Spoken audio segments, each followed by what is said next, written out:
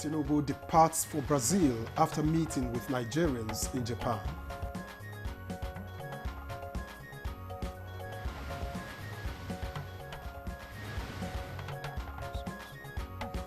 Speaker Abbas condemns Katsina killings by bandits.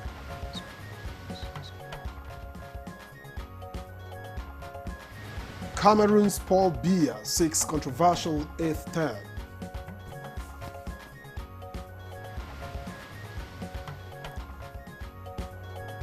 And on Good Morning Nigeria today, our focus is on easing financial burden on dialysis patients.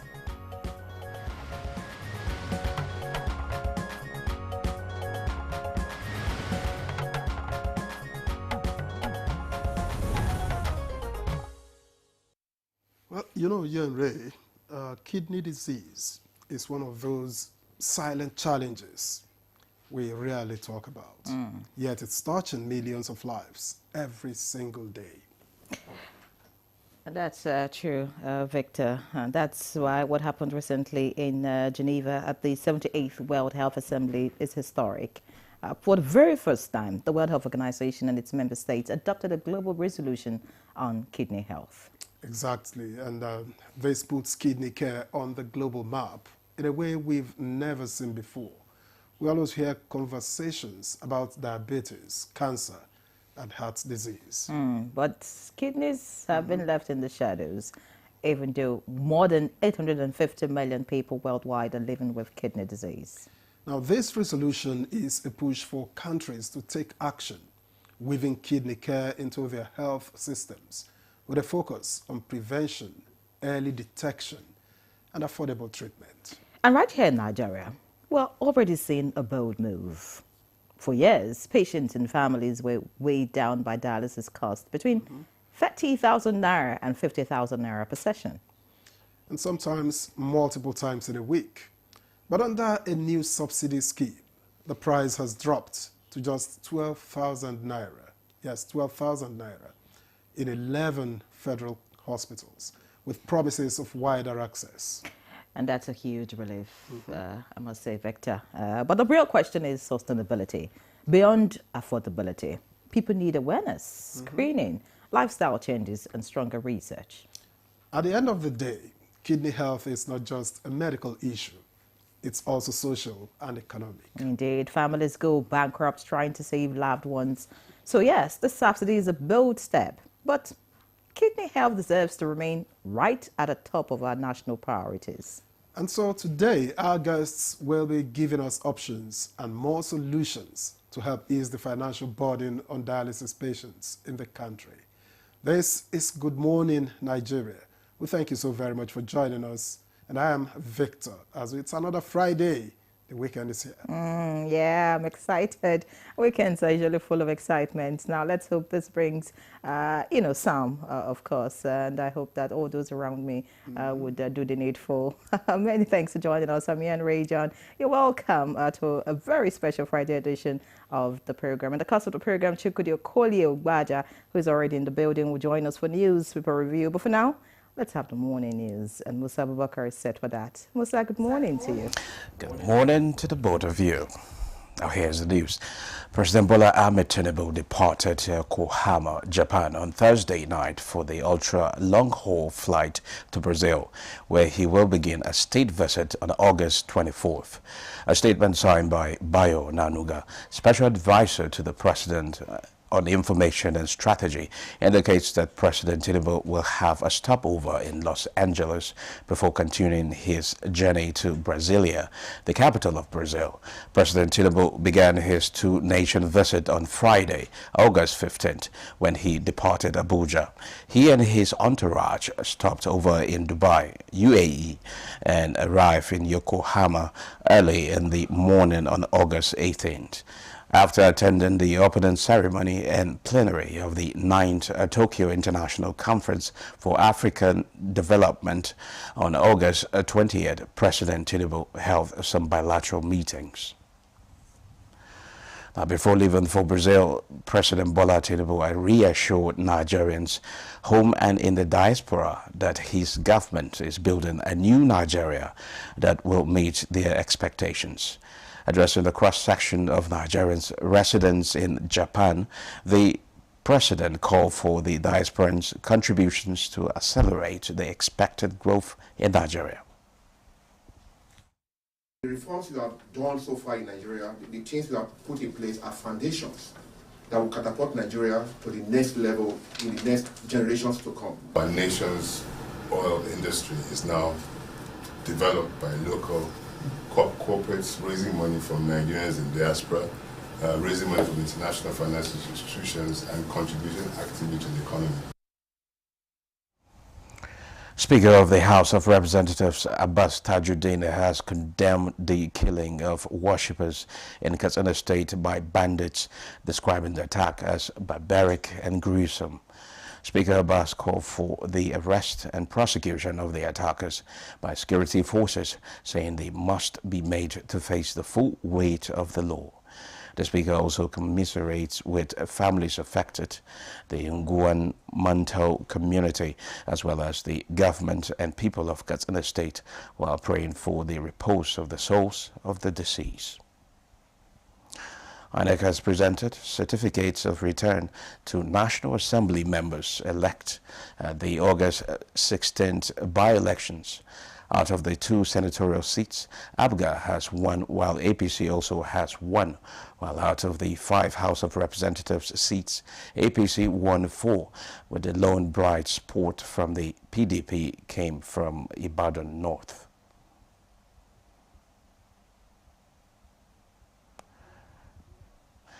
In the meantime, INEC has declared the candidate of the All Progressives Congress, APC, Kamalu Saidu, winner of Zamfara Assembly supplementary election in Kauranamoda South constituency.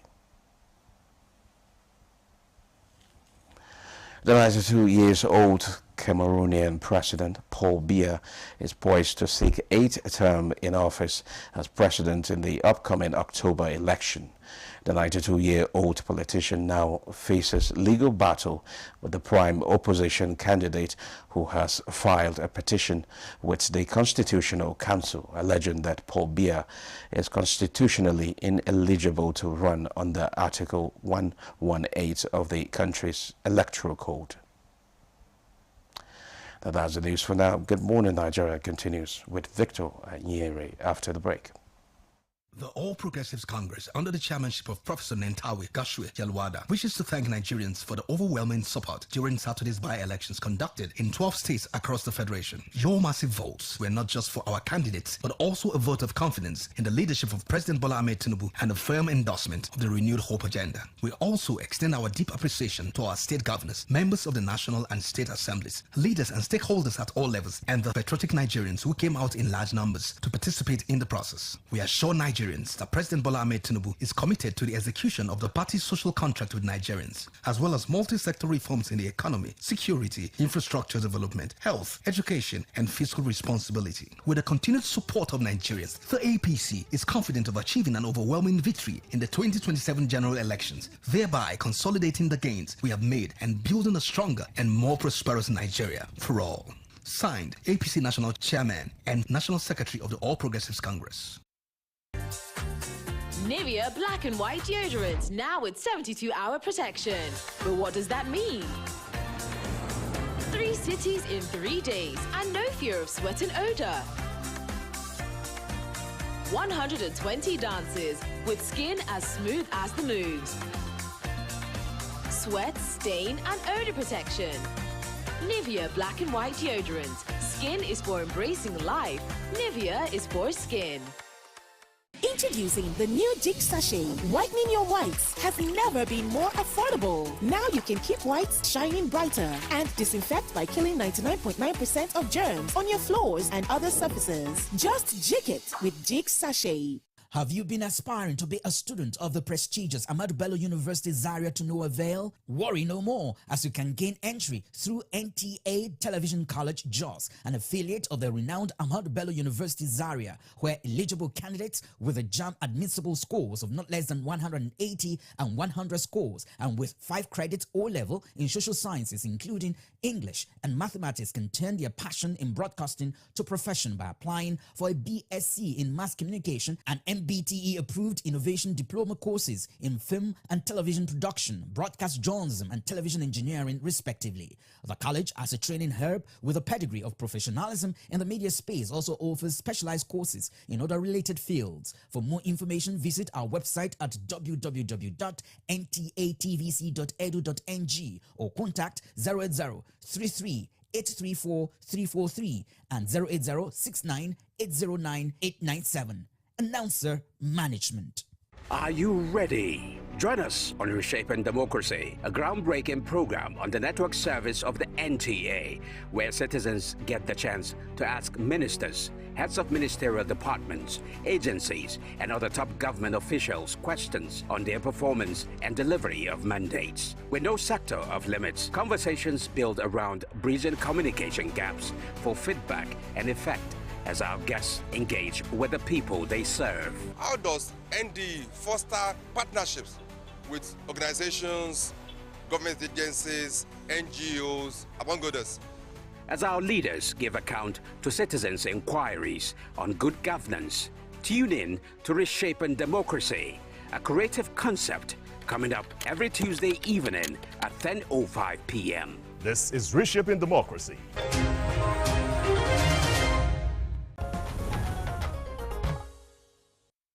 All right, many thanks for staying with us. Up next is Newspaper Review.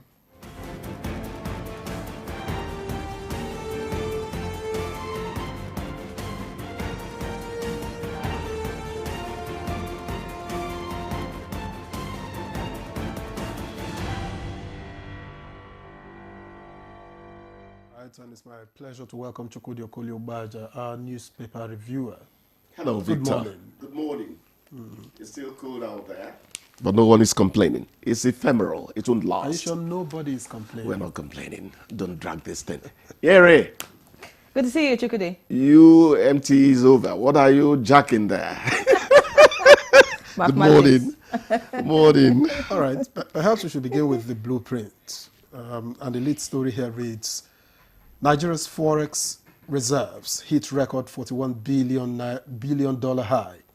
Trend represents 3.69% growth in less than 3 weeks. Our nation's rise has begun, Tinubu echoes at TCAD 9.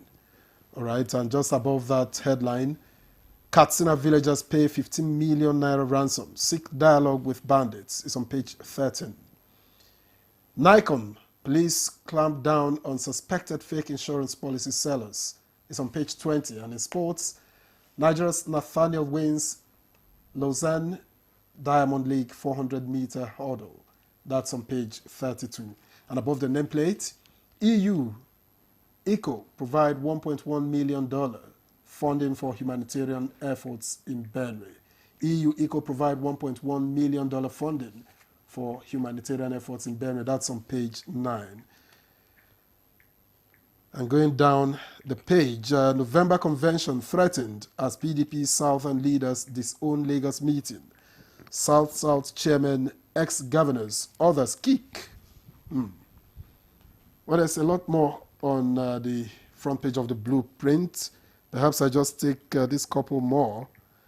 Digital lenders worry over rules on interest rate control is on page 20. And Nelfund announces new guidelines on upkeep loan disbursement is on page 9. And finally, Wike flags off Lot 2 water project, rallies support for Mekalangu, Aduda. All right, you're ready. All right, let's see what the Daily Times is offering this morning. It leads with ASU rejects 150,000 naira monthly pension for retired lecturers. May go on strike. That's the big story on the Daily Times this morning. And page 5 has that. Above the masthead, FG repatriates 51 more foreign nationals jailed for cyber terrorism, internet fraud. And that's on page 2. Below the picture story, we have here Nigeria set to achieve 2.5 million barrels daily by 2026 and return home. Nigeria is rising again. Tinubu urges diaspora Nigerians It's right here. And of course, this interesting one, FRSC Corps Marshal rewards personnel with 250,000 naira for rejecting bribe. Finally, in a red strip at the bottom of the front page of the Daily Times this morning, we have Finance Ministry under fire for breaching budget disclosure law. All right, so that's it from the Daily Times. Let's see what the Daily Trust has. It leads with the Katsina Mosque attack. And we have search continues as over 50 bodies recovered. That's on the front page of the Daily Trust. The writer says renewed hostilities disturbing. That's according to the CDS. And above that story, we have 2027 micro-zoning battle splits Southern PDP leaders. Despite meeting, OPEC quarter price drop threatens Nigeria's capital projects. And of course, at the bottom of the picture story, we have amazed criticisms. Ramfac begins public officers peer review. All right, and FCT community residents vacate homes over erosion. Man allegedly flogs son to death. That's right here. And of course, that's the much I can take. Chukudi. Let them check the man's mental health. You know, we say, after my experience these 2 years, we say that millions of Nigerians actually need to see the psychologist from time to time. But it doesn't just fall into our health agenda. We don't think that way. You know, villagers will come and comfort. Don't worry, everything will be okay. God day and all that. That's African. But sometimes you have to go professional. That man needs to see a psychologist. He might not be a normal person. You know, you can actually grade, you know, mental ill health. You say the man is a crank. From there you say he's crazy. Then you say he's deranged. You say he's mad. Before you get to he's raving mad. So it's not everyone that wears good clothes. Like Victor, that is actually sane. Victor, I'm not casting any aspersions on you. I needed that, you know, clarification. I knew you would go there. I'm a good man. Yes, my dear. What did you want to say? I mean, for what you said, Victor needs to get checked. Okay, good. To more important things. 41, how much? $1 billion forex? Forex reserves. Foreign reserves. Yeah. That's a good one. That's a good one. And they are saying that it is the highest since 2021 or thereabout. Yeah, it tells you that the macro improvement we are seeing in the economy continues. People are not making it up. The complaint always is, but we are not feeling it there at the bottom. And I say, hey, say it the way it is. Because the price of maize now is still 750. Beans is 1,400. This time last year it was 3,200. I go to the market because of my wife's condition and all that. So say it the way it is. Speak well when politicians are doing well. But also, as journalists, we have to say, hey, the cup is half empty of water. Why have you not made it half full? You understand? So these things will go on and on. I think that the growth, the recovery will continue. I said it long ago. I no longer come here to say Tinubu is a competent man. So you don't think I'm a sycophantic journalist. Right. But we did say that at some stages. Okay, the one that makes me sad is the Katsina story. 15 what? Million naira ransom paid to bandits. Then they are holding dialogue. But you have to be cautious. I don't come here to vilify my clansmen. That's talking about journalists. But when the story is an investigative story, you take it with a pinch of salt. I'm not sure that the CDS and these people told you that villagers paid a 50 million naira ransom. It's going to be an investigative story. So let us take it with a pinch of salt.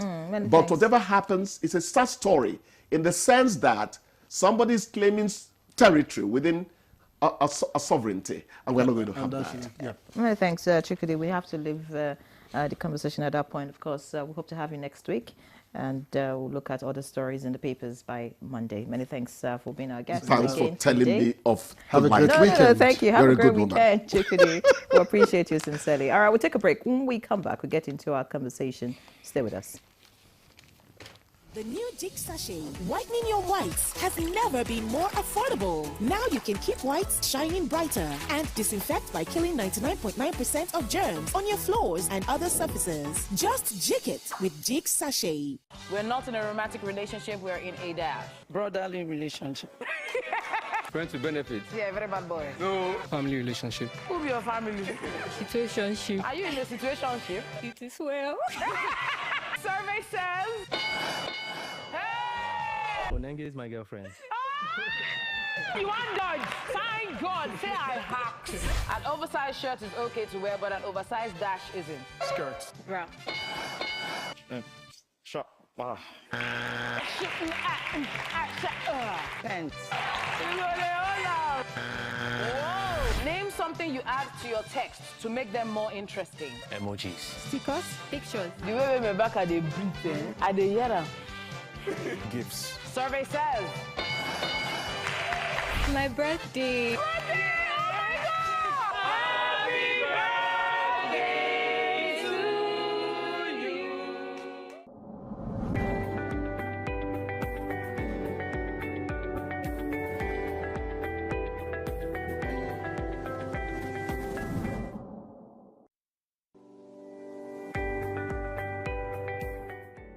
Food security is national security. And where there is hunger, then the insecurity in that particular country will continue to remain. And so it is in everybody's interest, not just the government interest, but the private sector as well, to ensure that we have a very good agricultural policy that drives sustainable growth and then progress, of course, in its implementation. One of the things that we were doing and we stopped doing as a country is the operations of the storage facilities, the storage infrastructure, all the way to logistics, talking about farm mechanization, the vehicles that we need. The feeder routes, the construction of the feeder routes. The feeder routes are so called because they are not A-trunk roads. They are farmstead roads. I believe that if a considerable investment can go into the construction of feeder roads, then our machines, our transportation equipment would be a lot more efficient.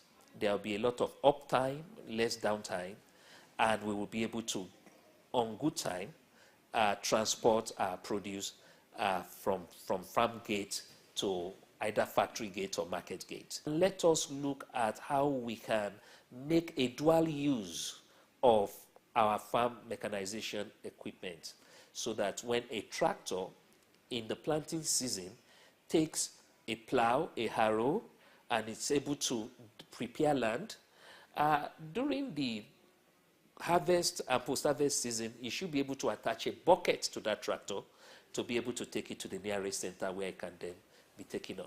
These are short and medium-term measures that we can take to boost productivity. We need to ensure that agriculture is practiced in the most acceptable and modern way possible. We need to make sure that the science of agriculture is indeed science. In other words, we are able to apply methods, we are able to apply resources into grain agriculture, so that when we are fully migrated away from hoes and cutlasses and all of these menial tasks, which, by the way, have formed some impression in the mind of these young people, they would then be able to see how enjoyable and how profitable agriculture can be. We've seen a lot of digitization of the sector. There is digitization of agriculture today. We have precision agriculture. We also have climate smart agriculture. All of these, of course, hydroponics, greenhouse agriculture, and all of these are actually a better way, a more excellent way of producing food in an organic manner, but a lot more smartly.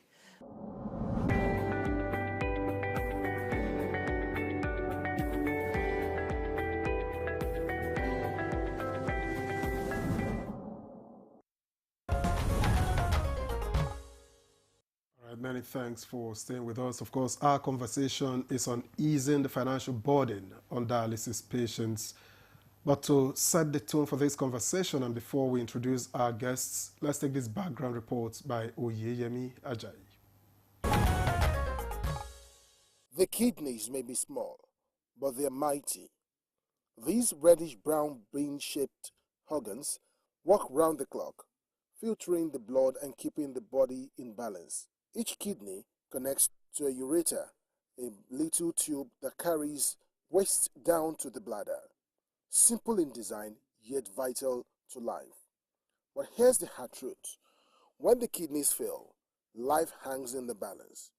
Thousands of people in Nigeria have lost their lives simply because they could not afford the cost of treatment, especially dialysis.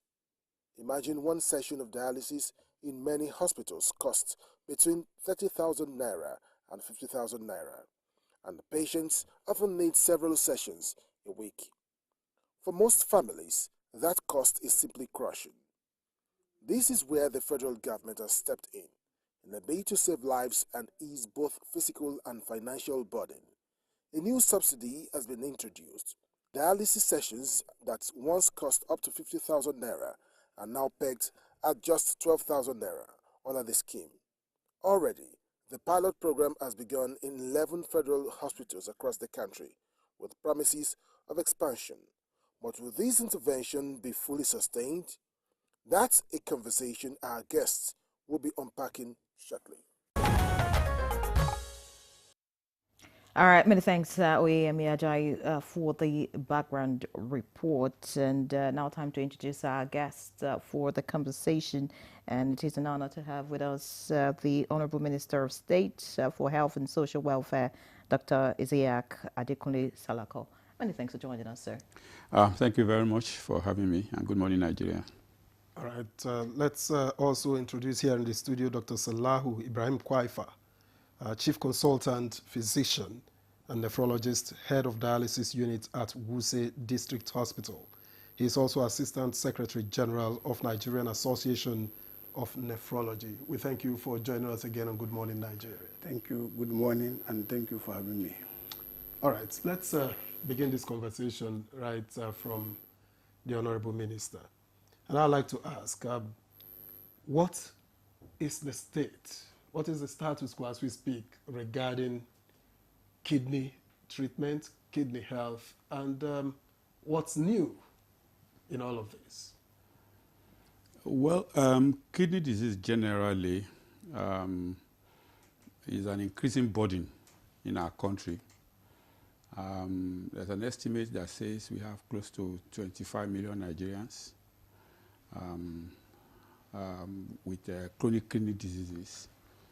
And that is basically because the risk factors for kidney disease are also increasing in our society: hypertension, diabetes, drug abuse, obesity, and so on and so forth. So there's an increasing burden, generally speaking.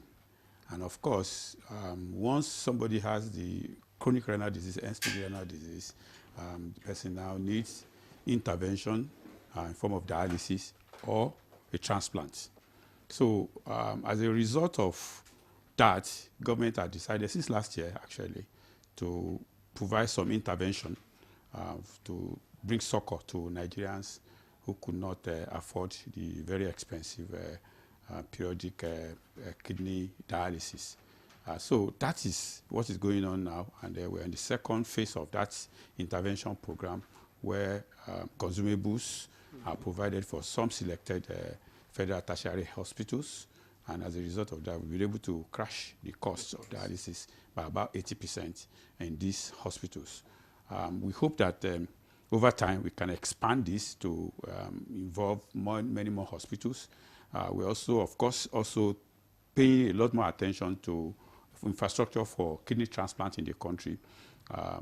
Right now, about 5 of our federal tertiary hospitals are able to provide kidney transplant for patients. And of course, that is outside what is also available within the private sector. So we think that over time, paying this kind of attention to kidney diseases we'll be able to ameliorate the challenge. But of course, the attention should also be more on how to prevent people coming down with chronic kidney diseases, and I think that is another part of the conversation that we also need to talk about. All right, many thanks, Honourable Minister.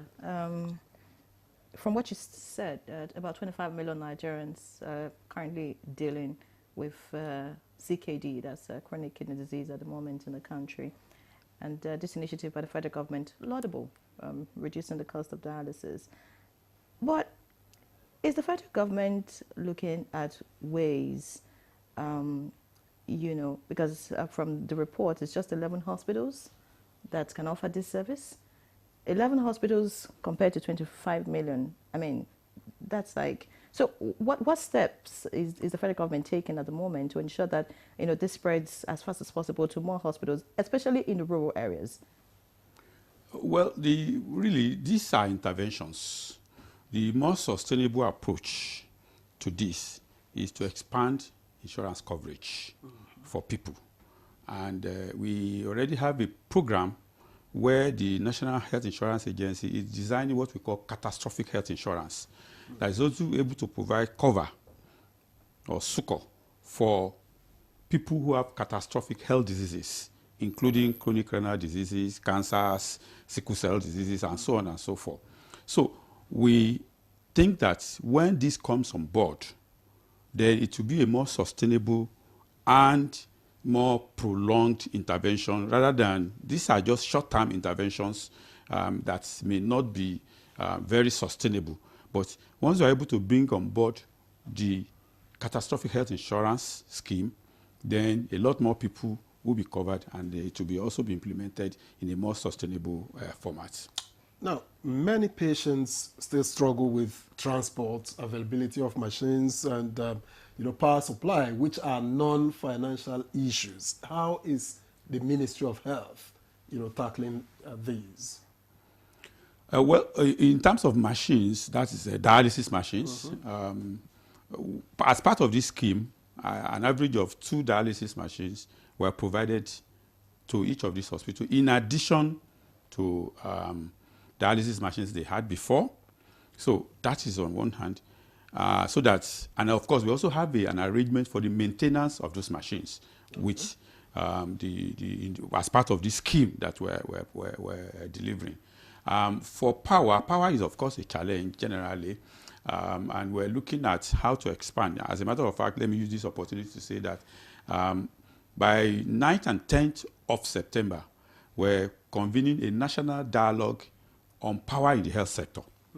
And the national dialogue is intended to comprehensively look at what are the challenges with power and how do we develop a framework, national framework, that can help us address that challenge. Because we know that power, after human resources, power is probably the second major challenge that our hospitals face. So we're also, of course, looking at that. And we think that once we're able to do that, we're able to mobilize more private supports. We're able to mobilize more renewable sources of energy into our health sector. We'll be able to comprehensively address the challenge of power. And for those struggling, those very indigent ones that are still struggling with basics as transportation, for instance, to get to point. You know that there is what we call the Basic Healthcare Provision Fund. The Basic Healthcare Provision Fund actually guarantees a minimum package of essential health services for vulnerable Nigerians. Okay. Of course, that is not covering everybody yet, but over time, we have been able to expand that through the National Health Insurance Scheme. In the last 2 years, I think we have expanded that to cover additional 4 million Nigerians. And we think that by 2027, we'll be able to take that to at least 30 million Nigerians covered over that scheme. But that will take time to be able to cover every Nigerian that is vulnerable. But we have that vision. We are clear in the direction, and we're headed in that right direction. All right. Many thanks, Honourable Minister. The question that comes to my mind at this point is about early diagnosis, because the reason why a lot of people are dependent on, have to do dialysis and also hope for kidney transplant in the future is because early diagnosis is lacking, in some health facilities. I mean, you go to a health facility, they're treating other things instead of, being able to detect. So, of course, all of that, you will talk about infrastructure in place to ensure that, medical personnel are able to work and, do the needful as early as possible for patients that are ill. But just before we get to you on that, we have joining us now for the conversation Professor Aliyu Abdul, consultant nephrologist at Aminu Kano Teaching Hospital, Kano, professor of medicine at Bayero University, Kano, and vice president, Transplant Association of Nigeria. He joins us from our Kano studio. Professor Abdul, many thanks for joining us. Am I loud and clear now? Yes, we can hear you loud and clear, Professor Abdul. Of course, we'll get back to you much later. We also have joining us for the conversation Ifeoma Ulasi, Professor of Medicine, a consultant physician and nephrologist at College of Medicine, University of Nigeria, and University of Nigeria Teaching Hospital. It's a long list here, but many thanks for joining us, Professor Ifeoma Ulasi.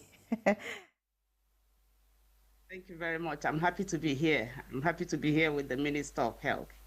We'll get back to you shortly. Let's return to the studio. And of course, I'd like Dr. Kwaifa, Chief Consultant Physician and Nephrologist at Wuse District Hospital, to respond to this intervention by the federal government. You come face to face with these patients. Do you think this is the way to go? Do you think this would in any way reduce the burden of CKD in Nigeria?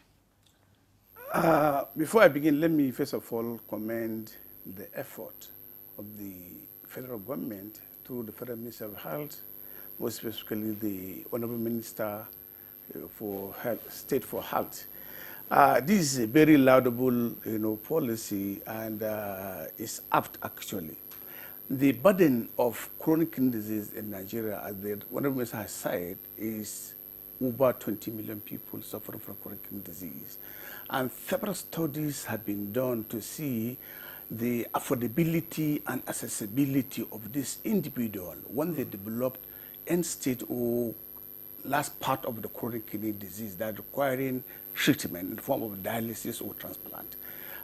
The study has shown that about less than 3% of those individuals that would require dialysis will be able to sustain dialysis for more than 1 month. Those that did so were either supported by government or private sector or other individuals. So you can see now the burden is enormous actually. People cannot afford the dialysis. So now this federal government intervention to provide, to subsidize dialysis to 12,000 naira is actually a very commendable and welcome development. However, we want to appeal to the government, and the Foreign Minister has actually said that this program should expand because the burden actually is quite big. It's quite big. 11 centers, yes, it's a right step in the right direction, and we hope it will be expanded because, like the whole Northwest, only one center was chosen, Bayero University, Kano Teaching Hospital, Kano. So, but all other regions have two centers actually for the last 11 lists that I saw. So Northwest have only one. So we should also try to see, and they have one of the greatest population in the nation. Also, the burden of chronic kidney disease, based on estimate, seems to be higher in the southeast and northeast, because the remain driver like hypertension. The prevalence of hypertension in the southeast is about 42%, the highest in the country, while in the northeast about 40%. Why is that? There are so many factors, genetic factors. Now, the study done by Professor Olasi that has been published in one of the most reputable journals in the world has indicated that 50% of those individuals from the southeast have a gene that makes them vulnerable to chronic kidney disease and hypertension.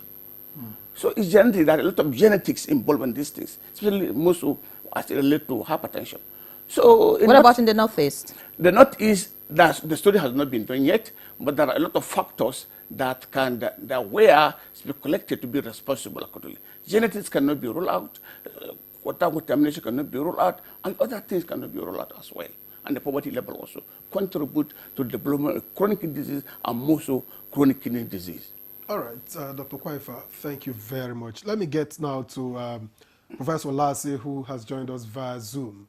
Now, Prof, drawing from your global experience, I'm wondering what you think of how Nigeria compares with other countries that have been able to integrate kidney care into their health systems? Thank you very much for that question, and I want to thank the Honorable for joining this. It is pertinent that he hears all we have to say. Compared globally, I will start with Africa. Africa, like we all know, is not at the same level as most other continents, but we are trying our bit. What we need to do is not to look back at what we haven't done, but to look forward.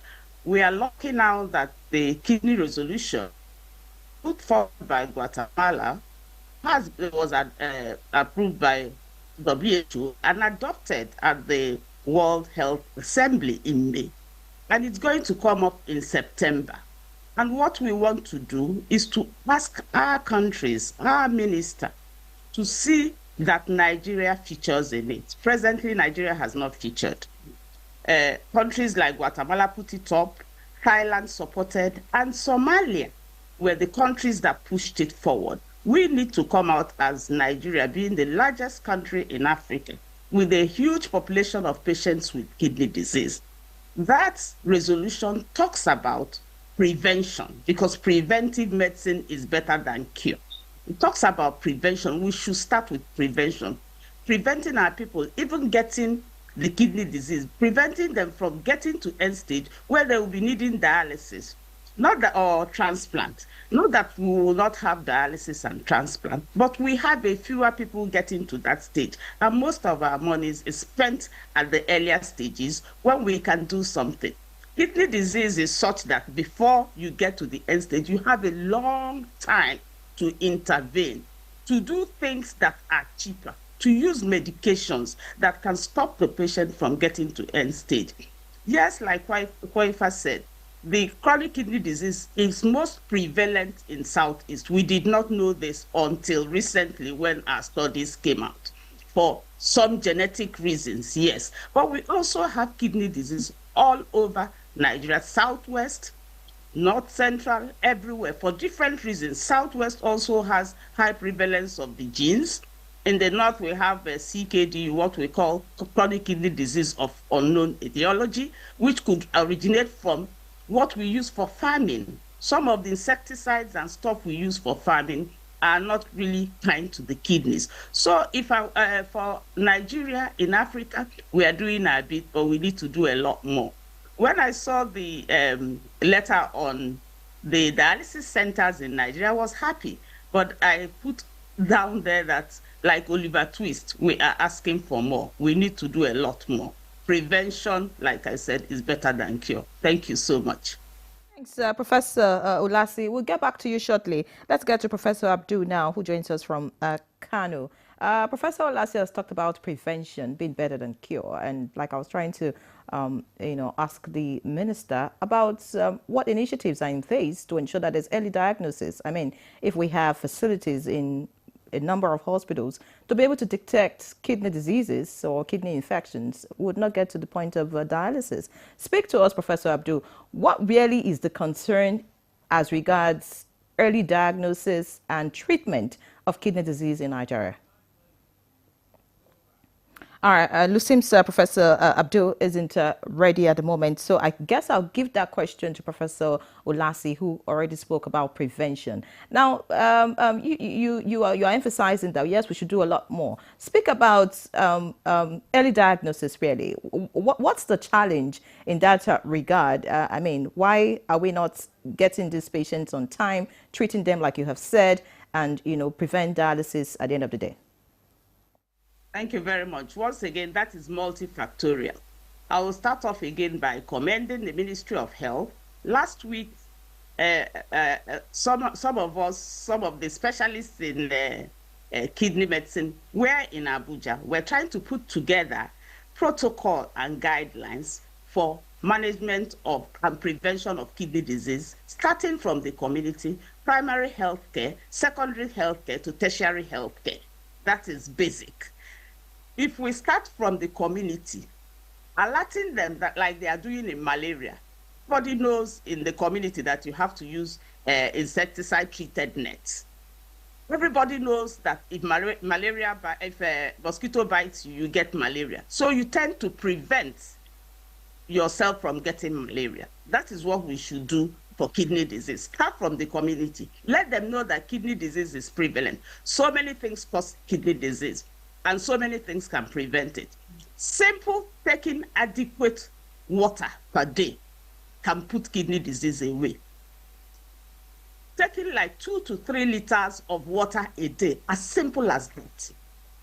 Making sure that you don't imbibe so many of these medications that cause kidney disease, like the simple, what we call NSAIDs, like Indoseed, like some of these medications, Feldin and stuff, because of the way they act, they have an inimical effect on the kidney.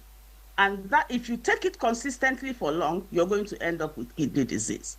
So people that take it for long, maybe are farmers after farming, they take a lot of painkillers to help them douse the pain, and they do this for long, they end up with kidney disease. If you're hypertensive, take your medication, make sure your blood pressure is down to what it should be. That will put kidney disease away. If you have diabetes, make sure you control your eating. Make sure you don't take a lot of carbohydrates. Make sure you take your medication. Exercise. Exercise. I mean, we have forced to do a lot of exercise in this country. Walking to work. Farming in your back garden and all that. It's part of exercise. You don't necessarily have to go to gym and ride the, what is it called, to have done exercise. You can do exercise right around your environment, walking around your environment. So these things would help. And also, if you have issues, I don't want to start talking about having the symptoms and coming, because kidney disease does not present symptoms until you're like 70, let's say 40, 60, 70% down in your kidney function before it starts telling you that something is wrong. The idea is for us to use that period when you don't have manifestations to stop it. So prevention for kidney disease gives us a leeway, a long route to be able to handle kidney disease. Yes, thank you. All right, Professor Lasse, thank you very much for your comments so far. We'll get back to you. Let's get here in the studio now and back to the Honorable Minister of State for Health. Beyond federal hospitals, are there plans to expand this project to states, to private hospitals and rural communities where access is still a major challenge? Well, thank you very much. First, you must also know that health is on the concurrent list, which means that the federal government has responsibility, the state government has responsibility, the local government has responsibility. So our admonition is to encourage states, local government to also come on board with this kind of intervention. I know some states are already doing it. I think Yobe is doing it. I think Borno, Jigawa. A few states are already offering free dialysis, and we will continue to engage states to encourage them to also come on board. Of course, we know that as a federation, the federal government cannot dictate for the state, but we will encourage them to come on board, because this is a major, major challenge within the Nigerian system that we must all frontally tackle. And I must also say that the health system in Nigeria today under President Bola Ahmed Tinubu is also focused to social welfare. And that is why the name was changed from just Ministry of Health to Ministry of Health and Social Welfare.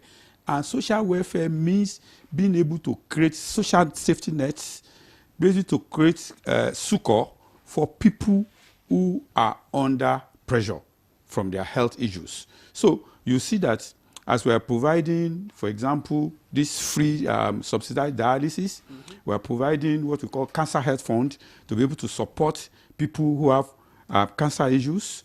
We are providing vulnerable health fund to be able to support people who have issues with their, who are vulnerable but cannot afford health care.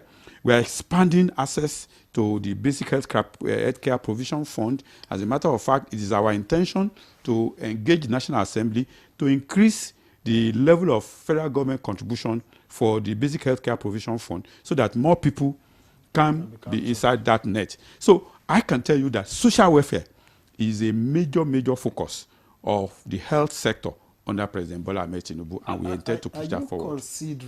Are you considering public-private partnerships to help with dialysis, scale up, dialysis and transplant treatment, for instance? Yes, clearly the private sector have a lot to do. We continue to encourage philanthropists, for example, to come on board with government. We encourage to encourage corporate organizations, their CSR, let them use it to come on board to support this kind of initiative. I know some are already doing it. As an example, I know NNPC has a program that supports dialysis. Some other NGOs also have such programs. So we will continue to support them. And let me also say that the federal government particularly is happy to work with our professionals, the nephrologists, to ensure that we're able to develop a more comprehensive approach to addressing challenge of kidney disease in our country, from the issue, the angle of prevention, angle of early diagnosis, angle of expanding infrastructure to be able to cope with those who have the disease, angle of how to promote more kidney donation through maybe kidney registries, and so on and so forth. So we are very, very happy and willing to work with our specialists to expand this program and to ensure that we are able to develop a more comprehensive approach. All right. To Many thanks, Honorable Minister. Let's get to Professor Abdul now. I'm sure the connection is much better. Professor Abdul, I would like to hear your thoughts about this initiative. I mean, the reduction in the cost of dialysis.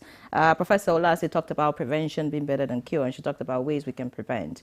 But of course, I'm thinking about, we've already talked about areas where kidney diseases, are prevalent. And of course, there are factors, that could expose one to kidney disease, of course, hypertension and the rest. And I know that there are also tests that can be done, screening, for people who are susceptible, to come down with CKD, just so that it can be treated at an early stage.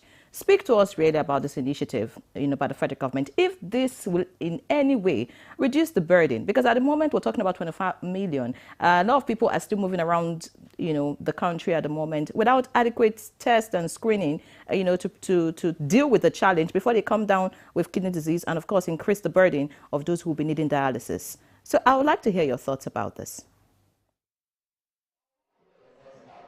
Yeah, thank you very much for inviting me to contribute on this topic. I want to start by thanking the Honorable Minister and the Ministry for this initiative.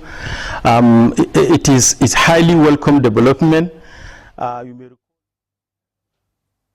right, looks like the connection with Professor Abdul isn't okay, but let's get to Professor Olasi now, because I really want to know how many hospitals, can carry out, blood tests, GFRO, urine test, imaging test, and all of that, which are the tests, or if you like, the screening, required to, to detect those who have issues with their kidneys, and like you said, so that it can be treated on time and dealt with, especially in areas where we have seen a high case of prevalence. Speak to us about that. In your own view, is that a better initiative to maybe carry out screening, and just so that we can nip in the bud before it becomes a serious case that would need dialysis? Thank you very much. Without much ado, I'll say, of course, prevention is better. Nipping it in the bud is better. Looking at prevention, at the various tiers of healthcare, we can do different things. Obviously, the primary healthcare is not supposed to be as equipped as the tertiary healthcare. At the primary healthcare level, we expect that they should be able to do what we call urinalysis. That is urine examination with dipstick. There's a dipstick you put in it and see what you can get in the urine. If the urine contains protein, that is significant, because your urine should not leak protein.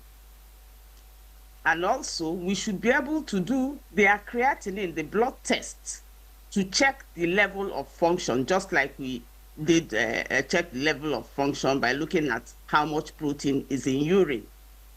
With the creatinine, you can now calculate the eGFR, the glomerular filtration rate, which tells you how well the kidney is filtering what is supposed to be filtering at the level of the primary health care.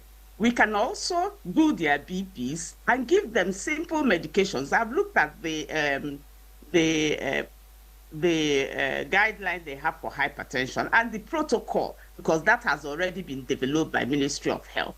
And there's a list of what can be done by the different levels of staff, from the CHUs to the community health workers to the doctors to the nurses, which makes it very, very comprehensive, so that if they know that if you pick a patient with a certain level of proteinuria, or with a certain level of creatinine, then you move to the next level, which is the secondary healthcare level, where they can do a lot more. In some secondary healthcare levels, they even have a nephrologist, they have specialists who can manage patients. And there, they can expose patients to more medications that will control them better.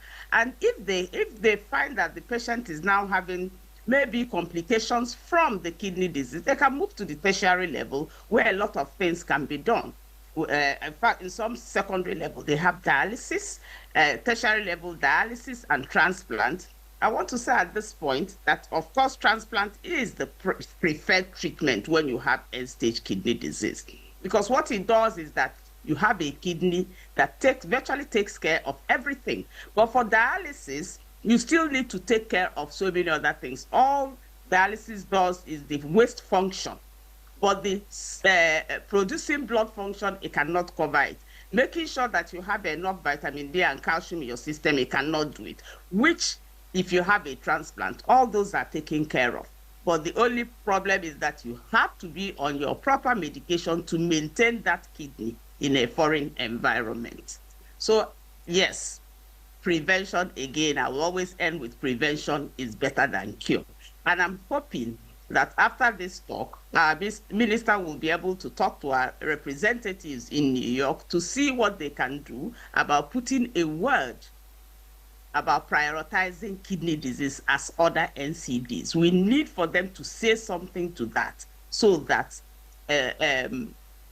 kidney disease can come on board and we have more people knowing about it and more governments taking care of it. Because right now, many governments are not doing that. I recall in the WHO Afro meeting a month ago, I happened to be there, the PEN meeting, and virtually everybody spoke about every other thing but kidney disease. It was only one country, I think it was Sierra Leone, that mentioned kidney disease. Fortunately, I had a spot to speak. And I spoke to them and explained that all these other diseases are not as common as kidney disease. And indeed, all of them end up cause kidney disease in the long run. So we need to intervene and do something about kidney disease, and we need to do it now. The action is now. Thank you.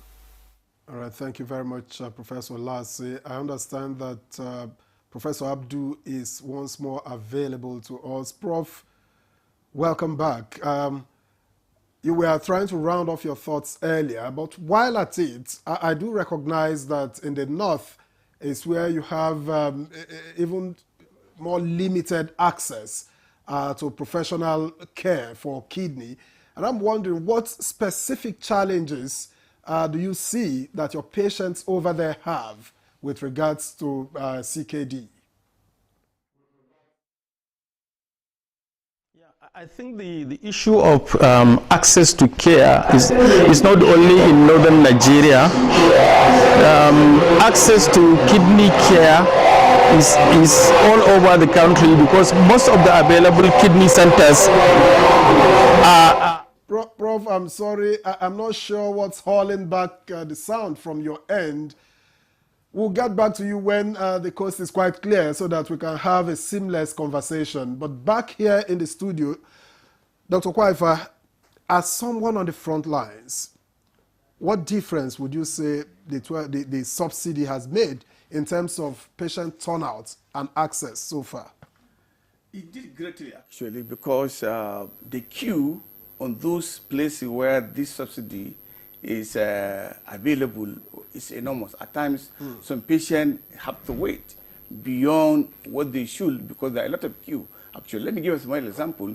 The first batch that the Honorable Minister did, the first batch, National Hospital, most of my patients, almost 70% of them, now left and went to National Hospital. So now the burden of dialysis patients in National Hospital increased. So now the waiting time for you to get place has also increased because at the National Hospital. At the hospital because of that subsidy. So the effect of that subsidy is remarkable actually in easing the financial burden on the patients themselves that are suffering from end-stage kidney disease. But we say it's not covered? We say it's under FCT, it's not covered. Oh, okay. But we have the largest machines in public institutions, we see. How much is it at the moment for dialysis? It's 40,000. It's 40,000. But 40,000 is much, considering our economy. With your interaction with the patients that need dialysis, what really is the major factor responsible for their condition? Major factor, the cause of the kidney disease. Yes, yes. The cause of most of them, the causes of kidney disease can be divided into, in terms of age of the patient affected, into majorly those that below 40. Usually we see CGN, chronic glomerulonephritis, which is a sequelae, a consequence of some of bacterial infection that happened in the past, few years back, 20 years, 15 years back. When those above 40, elderly people, hypertension is the key driver. And as I said, then we have diabetes. We have obstruction of the tract from prostate and or whatever sort. And then we have, I told you earlier, we have genetic reasons why patients are vulnerable to kidney disease, which is higher in the southeast and also 25% in the southwest. In the northern region, the study has not been carried out, so actually we don't know the burden of that abnormal gene in our population. But these are the factors. And then another two important factors in our society are the traditional medication, herbal medication. That's one study that was carried out at the University Hospital in Lorraine that shows that 60% of acute kidney diseases or kidney failure was attributed to herbal medication. These are medications. We are not trying to say, okay, they don't work. No. Herbal medication is concoction, actually. They miss a lot of things. Maybe they have good remedies in there, but also they have some toxins and impurities that can damage your kidney or damage your liver or other organs. That's the problem with traditional medicine. And the dosage is not established. The quantity is not established. That's the problem, the myriad of problem with traditional medication. Another important thing is NSAID, painkillers. People buy them at the counters. Painkillers, laborers, farmers, people that involved in manual labor. They take this in at random.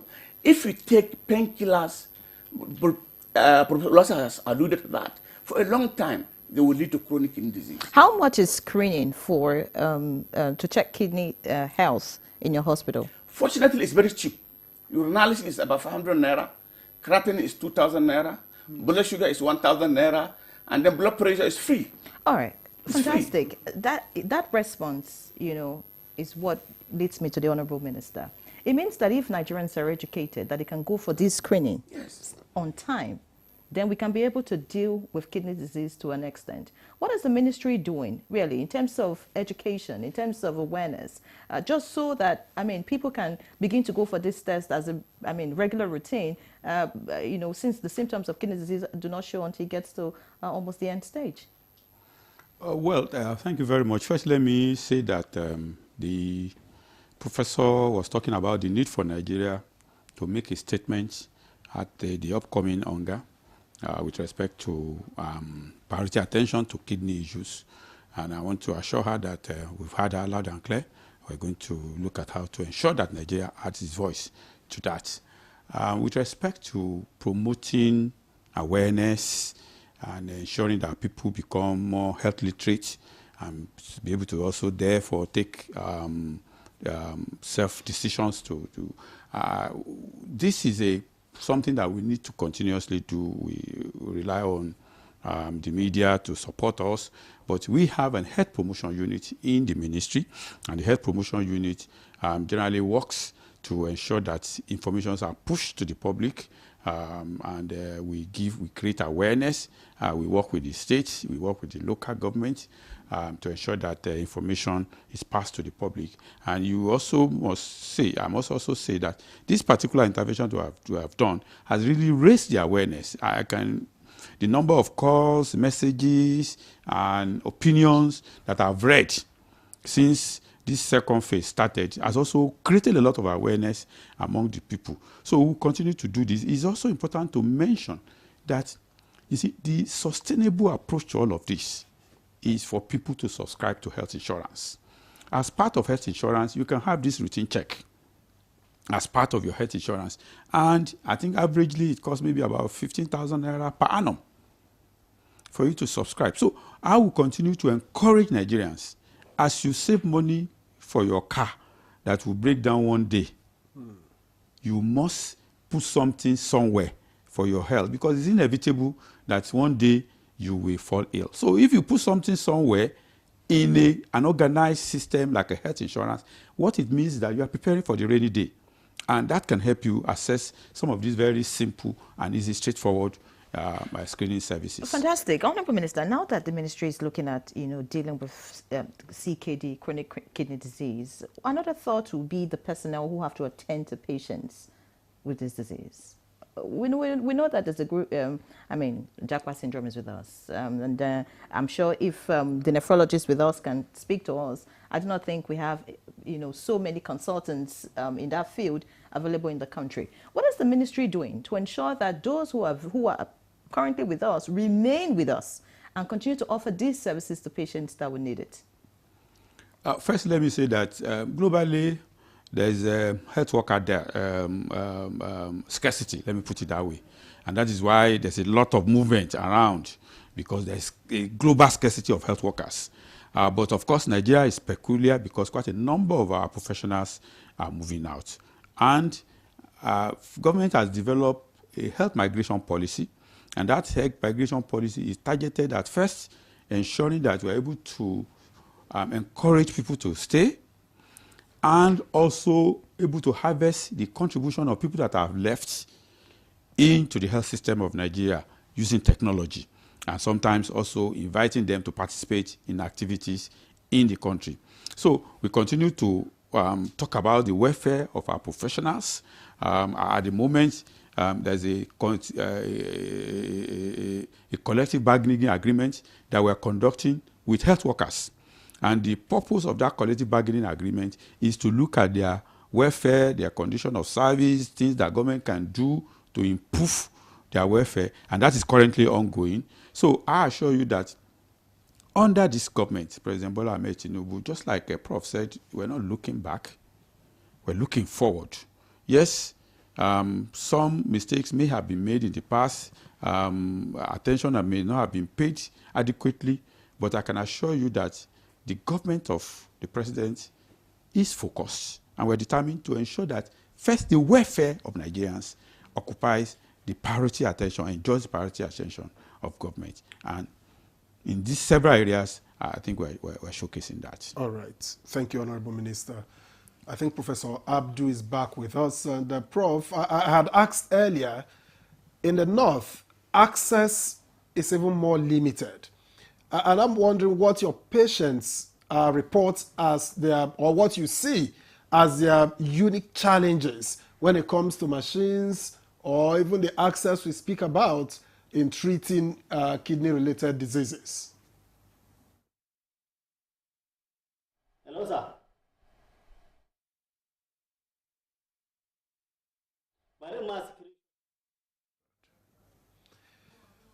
All right. We seem to be having that issue continuing with Professor Aliu Abdu. But let me get back to Professor Olase. Now, Prof, you've talked about, you say your research found that in the southeast, there may be more prevalence in the southeast than in some other parts of the country. And we've linked that to certain genes, to mention just one. So what is it that, your research found again with regards to kidney diseases that is unique to Nigeria?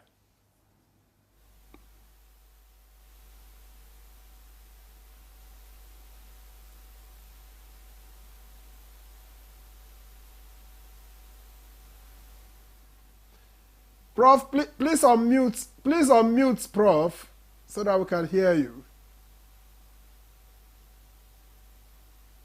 Oh, sorry, I'm so sorry. I was saying that there's nothing very unique just to Nigeria. The gene we are talking about is found in West Africa, and with the movement of people from West Africa to Brazil and to US, we also have the disease moving with them during the era of the slave trade and other movements before now. So the gene is actually not only in Nigeria, it's in South America, it's in North America, it's even in Europe. Anybody who has African blood that originated from West Africa are likely to have it. So, but when you come to Nigeria and maybe Africa, the peculiarities are, one, our health-seeking behavior. Our health-seeking behavior kind of derives from our traditional beliefs. Let me give you an example. If you give somebody a medication for hypertension that he's supposed to take without eating, he will come to you and say, oh, I did not take my medication because I have not eaten. Just because traditionally, or when with malaria, you must eat to take a medication. So everybody believes that every medication has to be taken with food. There are lots and lots of medication you can take without eating. So key thing is health-seeking behavior. And it falls on us to improve the health literacy of our people. If we improve the health literacy of our people by education, which we have mentioned, and awareness, and letting them know that these things, the right things, what one should do about, prevention. You don't have to wait until your legs are swollen, until your eyes are swollen, until you start having breathlessness to come for a checkup. Like our Honorable Minister said, as you're putting money aside to service your car, put money aside for your health insurance to service your life as well. All right. Many thanks, Professor Ulasi. Just to let our viewers know that you can send questions, if you like, comments, and of course it will be taken. The number is on the screen. We already have so many questions coming in. I guess we'll just deal with them so that we can get adequate response from the Honorable Minister and our guests that are joining us. This one here is coming from Deborah Aneme from Imo State. It says, my heart is heavy. I cannot stop crying. My neighbor died yesterday as a result of inability to access dialysis. And that's because of lack of money. Yeah. I said the money is too much. That's the response here. This one says, good morning, Honorable Minister and others. Proactive measures are key. For example, reduce and avoid consumption of seasoning cubes. That's some of the ingredients are carcinogenic and also causes cardiovascular diseases and even diabetes. All right, Comrade Bella Samuel, I hope you're a doctor with this comment of yours here. Many thanks. Another one says, good morning, Nigeria. My question is, can BP drugs cause kidney disease? Coming from Binta Abdullahi. Good morning. Please, what criteria did the Federal Ministry of Health use in selecting the subsidized health facilities? And why did the whole Northwest get just one center? That's coming from Kazim Umar from Kano. Another one says, to avoid kidney diseases, always take enough water and avoid stress. Dialysis and chemotherapy for kidney patients should be free for all patients. That's coming from Ihe Konye. Another one says, good morning, Nigeria. Please let the dialysis be subsidized in Nigeria. I just lost my landlady because of kidney complications. And in that nephrology department, I saw many people queuing up for dialysis. Sometimes the machine is faulty and she has to wait for more than 2 weeks. The government hospital should get more machines. In the 4 months experience there, you are required to always buy blood per dialysis. Believe me, 85% of these patients cannot afford the treatment. All right, Victor, you have some questions? Or no, perhaps we'll take just reaction, respond? then okay, we can take mine. Let me, I think it was Deborah that talked about our neighbor dying yesterday. My sincere condolences to her. But to also say that the dialysis program is available in Owerri, so people in Imo State can access it in Owerri. For the Northwest, I think we have 2 centers. We have Zaria and we have Kano. but of course, it's a growing intervention. So, and we hope that with time we can add a little more of our hospitals to it. But of course, it is important to state that government alone cannot do it. So we encourage philanthropists to also adopt hospitals, to create programs, non-governmental organizations to also support, corporate organizations to also support, so that we can really expand the program. Of course, I think these are really the basic questions. Others, I would say, our comments is one who was talking about seasoning cubes.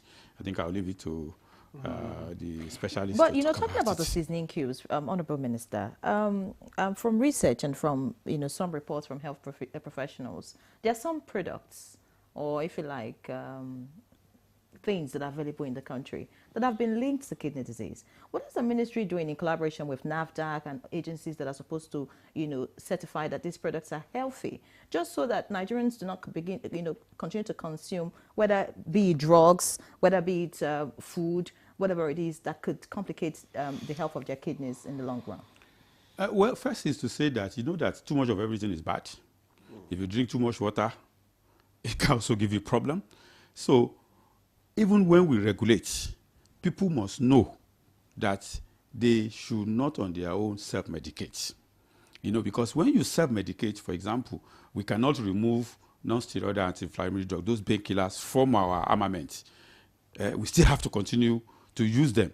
But it is important for people to know that it is not good for you on your own to just continuously go and buy these drugs and keep using them, because they have some adverse effects.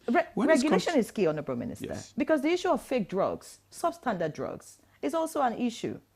And all of this can complicate the health of individuals. Yes, of course. Government continues to do that. I'm sure recently NAFDAC seized about 100 trucks and closed down a complete market.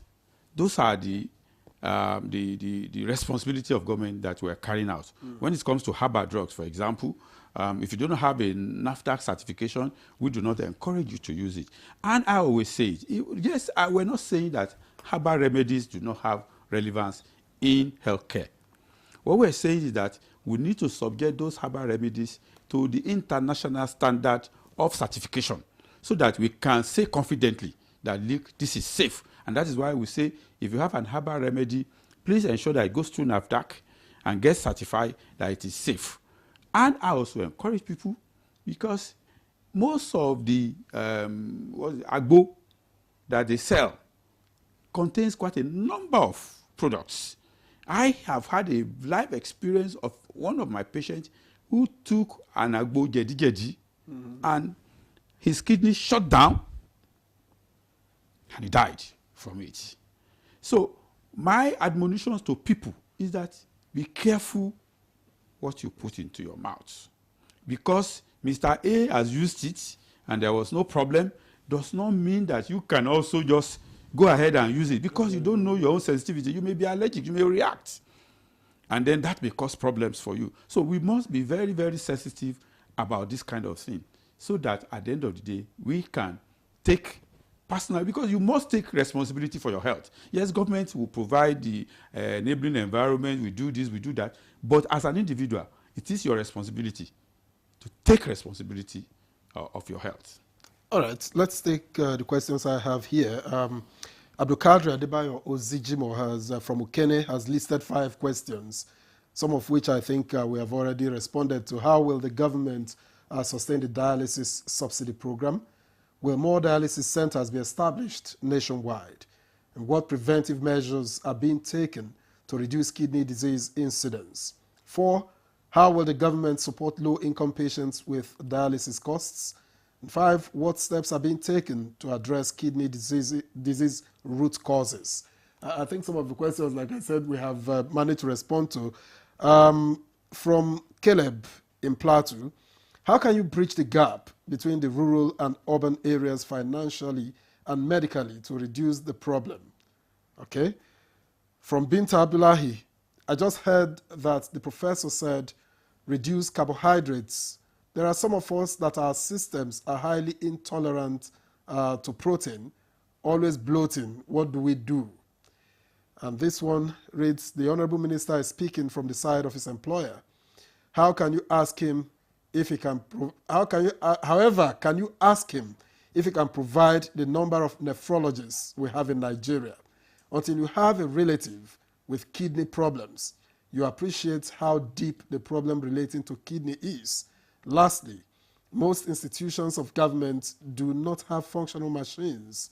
Please, more should be done on this very important health challenge. That's from Arabike in Paul in Life Camp. And from Gabriel Momo in Dutse, Abuja. Please, the doctor and prof that gave breakdown of the cost of testing in his hospital. What is the name of the hospital for testing, please? And finally, good morning, NTA. Honorable Usman Bello Kumo, House of Rep member, is doing well by offering free dialysis at FTH Gombe, totally free. People from other states are trooping in to enjoy the free dialysis. Kudos to him and God bless him. Perhaps you want to respond to some of the issues raised. Most of them, like you said, have been touched. Just to say that the challenge around our healthcare system is something that we are determined to address comprehensively. And in looking at the challenge around the healthcare system, we're not just looking at kidney disease, cancer. It's a holistic picture. It's just that today we are focusing on kidney. If you talk about malaria, there are challenges around it. If you talk about cancers, there are challenges around it. If you talk about HIV, TB, and so on and so forth. So for government, our is to do a comprehensive approach to ensure that we are able to reduce the burden of diseases generally. And as a result of that, most of the preventive measures that we do have a cut-crossing enablement, a cost-cutting impact. If you prevent hypertension, for example, you are not only preventing kidney failure, you are preventing stroke, you are preventing all kinds of other things. If you prevent diabetes and so on and so forth.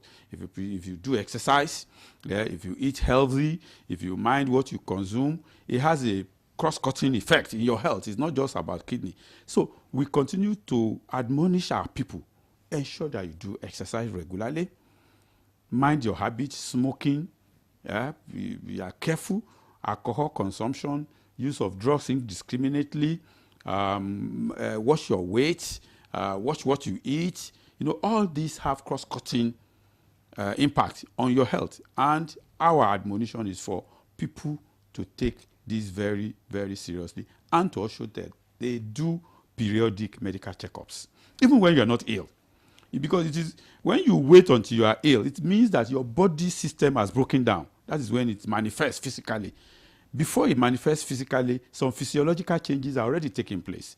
But when you go to the hospital on a periodic basis, they see those physiological changes that have not manifested physically, and they can take measures to correct them. So we encourage people to do all this. All right. Many thanks, Honorable Minister. I can say about 4 or 5 times now you have, told Nigerians to take responsibility for their health. But the Ministry of Health also has a responsibility to Nigerians to ensure that there's adequate health care available to Nigerians. You have spoken that even for malaria, for whatever it is, there are challenges around it. Is the ministry overwhelmed with all of these challenges? And if not, what really are the challenges of the ministry in dealing with some of these problems in the health sector? Because many people have said the health sector is critically ill in the country. Well, first let me tell you that we're not overwhelmed. We know the problem, and that is why we came out with a blueprint that we call Health Sector Renewal Investment Initiative, which addresses 4 key pillars of the health sector. We talk about governance. How do we ensure that we govern the health system better? We talked about how do we ensure that access to health is improved, and it's not just ordinary access, it's quality access.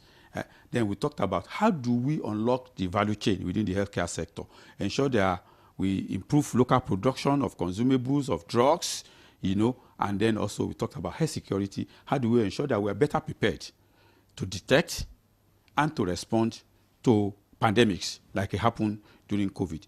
This is well documented. So we know the direction that we're headed. And we have a blueprint that is guiding us in that direction. But what I'm telling you that this cannot be achieved overnight. We are making progress.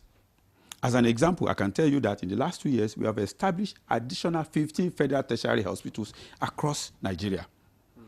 In the last 2 years, we have done not less than 500 high-impact infrastructural projects, including modern equipment in our tertiary health institutions.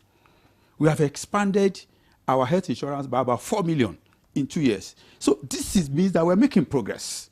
You are not going to expect us to arrive there overnight, but we are determined and we have a blueprint that is guiding us, and the progress is going. How many years is the blueprint intended to last?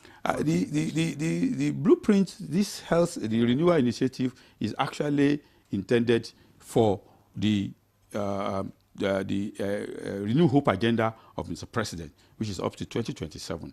Of course, the Nigerians are our employers.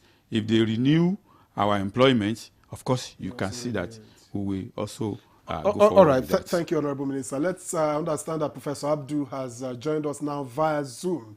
Prof, please round off your thoughts on the unique challenges of your patients with regards to access and machines in the north where you are.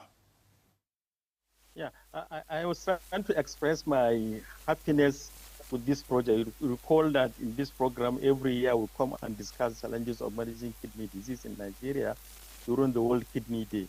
At least now, we have gotten the hearing ears and things are happening. And I don't know whether you discussed the other issues around this subsidized dialysis issue. It's not only subsidized dialysis. I'm happy that the program is also including medication for complication of chronic kidney disease. The last supply to our hospital, we had to get erythropoietin, we had to get iron sucrose injection. These are for the treatment of long-term complications of end-stage kidney disease. I'm very happy to hear this. And also the subsidized dialysis come with machines, dialysis machines donation to the participating centers, which is also very good. And also the initiative comes with maintenance of the machines issues, which is also fantastic.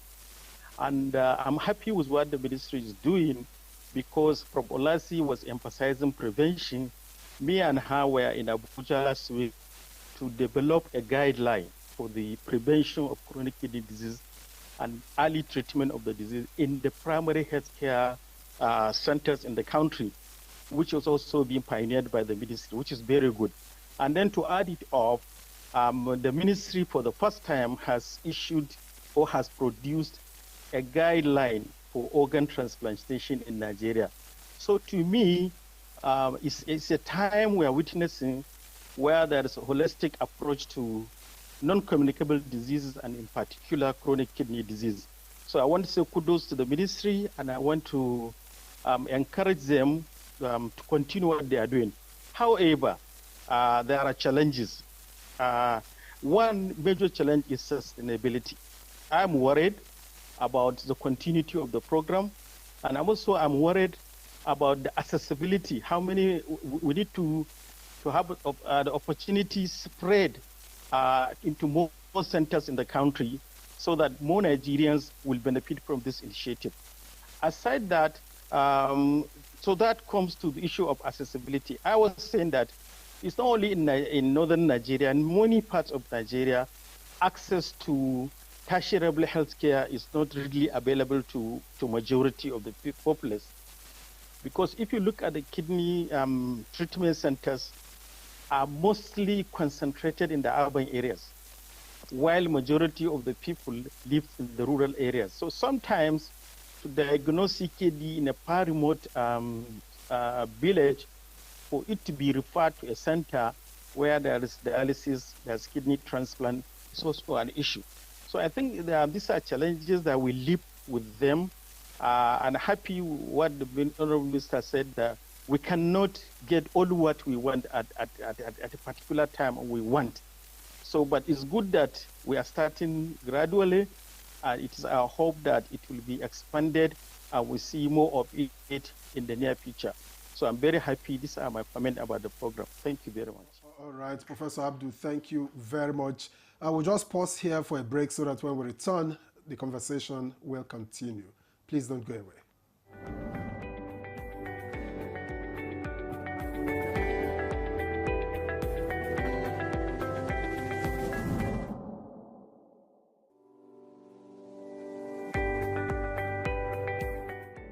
Creativity is so broad. I would say whatever it is that you're creative about, it takes a lot of practice before you become very good.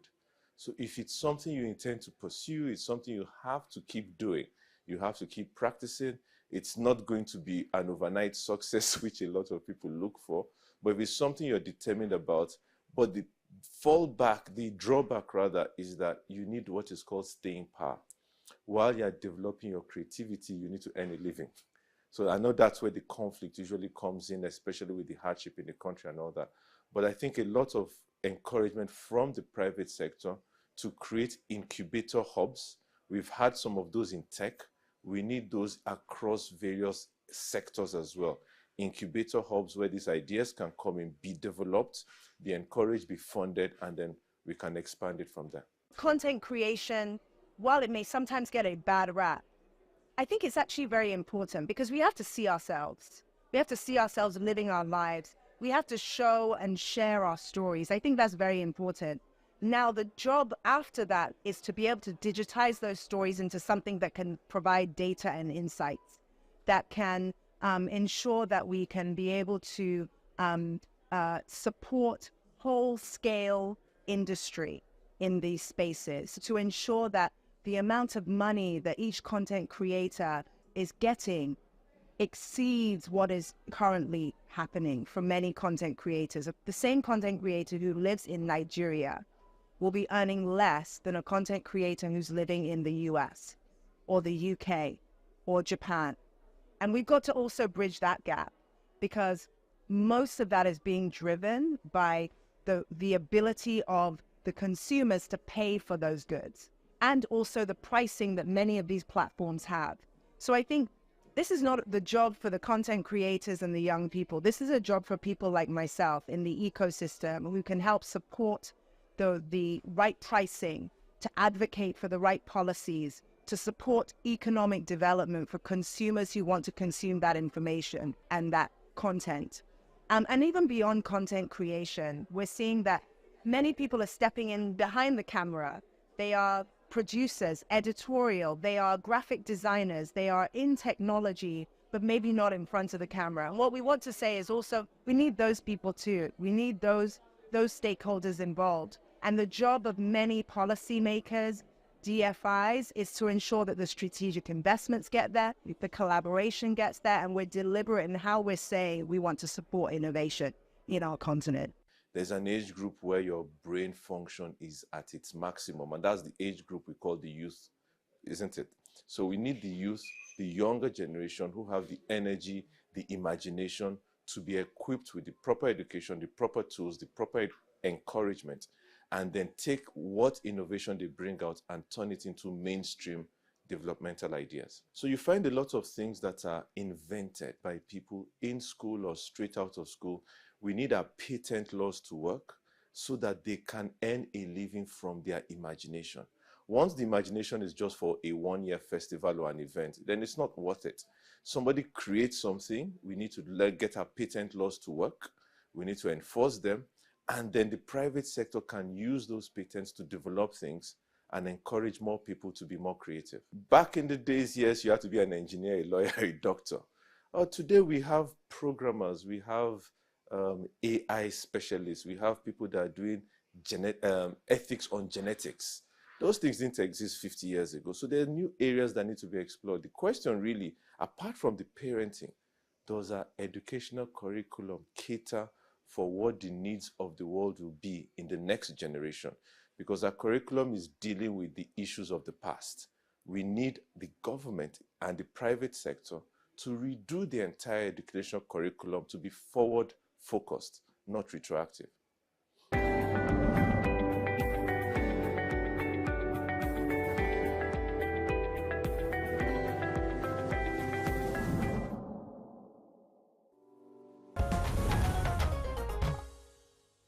All right, thank you very much for staying with us. Of course, we've been discussing reducing the burden on dialysis patients in Nigeria. But just to get the conversation continued, let me read these messages that have come in while we were on break. Good morning, Nigeria. I'm Amos Ali from Yola, Adamawa State. For how long should kidney patients be on dialysis before kidney gets revived? Now, good morning, Honorable Minister. For the sake of people who don't know the 11 centers selected for hemodialysis subsidy, kindly mention them again. It might help a lot. That's from a Samari Hosia. And another one reads, good morning, sir. I am Peter from Jos. Why is it that if you go to your NHIS hospital, any medication that is like 3K or above, they will say it's not available? You should go to pharmacy outside and buy. To carry out tests on you, it is as if you committed an offense. And from Jonathan from Kuje here, good morning, Nigerians. The federal government should improve our health facilities in the country to be able to handle the healthcare needs of citizens. It should not be FCT alone. And this one reads, thank you for the opportunity and enlightenment from the health minister and other guests on this topic. I have a question on the health insurance. Is it same as the NHS? Please, can the minister give more details about that and possible processes for government workers rather than private individuals? And finally, is eating cola nuts a risk factor to kidney disease? That's from Japheth Katie from Jos. Good morning, Nigeria. Is this final one? I just lost my son-in-law due to kidney disease on 16th July 2025. Cost of transplant was too high. God bless NTA for more enlightenment. Honorable Minister. All right. Two critical questions that came out, the list of the hospitals, and then to also talk about the health insurance. Currently, the subsidy program is available at the National Hospital here in Abuja, at the University of Maiduguri Teaching Hospital in Maiduguri, the Aminu Kano Teaching Hospital, the Ahmadu Bello University Teaching Hospital in Bauchi, the University College Hospital in Ibadan, Federal Medical Center in Ebute Metta, the University of Benin Teaching Hospital in Benin, the Federal Teaching Hospital in Owerri, and the Jos University Teaching Hospital in Jos. Those are the federal tertiary health institutions that are covered currently by the subsidy program. It improved from what it was in the first phase. With respect to the health insurance, especially the complaint that they do not get quality care. First is to know that the health insurance is to provide basic care. So I do not know the particular issue that he had, because if there is a protocol, there is a list of what is covered. So if what you are going for is outside that, you then have to do, and this is obtainable everywhere in the world. There's a basic insurance. If you want something more comprehensive, then you pay more. Okay. So if you want a more comprehensive plan, if you then come forward and pay more, then you can have a more comprehensive plan.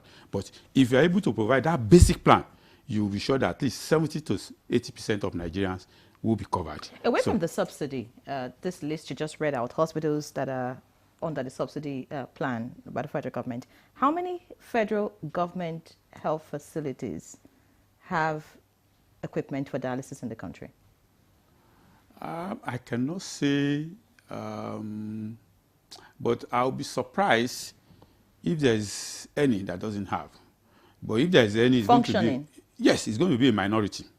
Okay. Because even our psychiatric hospitals that are specialized for psychiatry now does dialysis. If you go to Kaduna, for example, psychiatric hospital in Kaduna, they do dialysis. If you go to Aro, they do dialysis. If you go to Benin, psychiatric hospital. So we have created an environment for all the federal tertiary hospitals to be able to provide dialysis care. But don't forget that there are some specialized hospitals. For example, orthopedic hospitals are specialized to focus more on orthopedic care. So if they're doing dialysis, they're doing it on the side. So it may not be their major service, but most of our hospitals, I do not have the list, but I can tell you that not less than 90% will be providing some sort of dialysis care. All right. Many thanks, Honorable Minister. Of course, I would also want to know what the ministry is doing to get states to buy into this initiative? I mean, the federal government can't do everything on its own. State governments would need to, support one way or another, I mean, in terms of the subsidy and all of that. But we'll get to that. Let me read some of the questions that we have here coming from our viewers. This one says, good morning. Thank you all for this health enlightenment. I think there's need to sensitize the people more on the type of food and drugs to avoid that can possibly lead to different terminal diseases. Inusa Victor Anthony from Imo State sent that one. Another one is here, says, good morning, lady and gentlemen. Please, I want to inquire, can blood pressure be curable completely without taking drugs? I think the person is trying to ask if blood pressure is curable. I mean, to a point where you can stop taking drugs, coming from Usman Bala. Another one says, good morning.